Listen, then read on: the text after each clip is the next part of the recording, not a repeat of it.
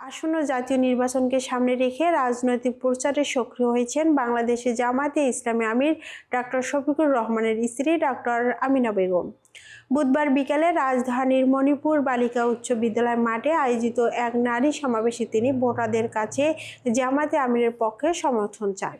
সমাবেশে বক্তব্য রাখতে গিয়ে ডক্টর আমিনা বেগম বলেন, দেশের স্বাধীনতা ও নিরাপত্তা রক্ষায় দেশপ্রেমিক ও সৎ নেতৃত্বের বিকল্প নেই। তিনি দাবি করেন, একটি সুন্দর, শান্তিপূর্ণ ও সমৃদ্ধ বাংলাদেশ গড়তে আল্লাহ ভীরু নেতৃত্বের প্রতিষ্ঠা করা জরুরি।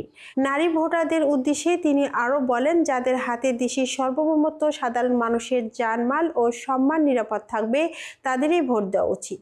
অতীতের দুঃশাসন থেকে মুক্তি পেতে এবং সমাজের ন্যায় বিচার প্রতিষ্ঠা করতে দেশপ্রেমিক শক্তিকে বিজয়ী করার আহ্বান জানান তিনি।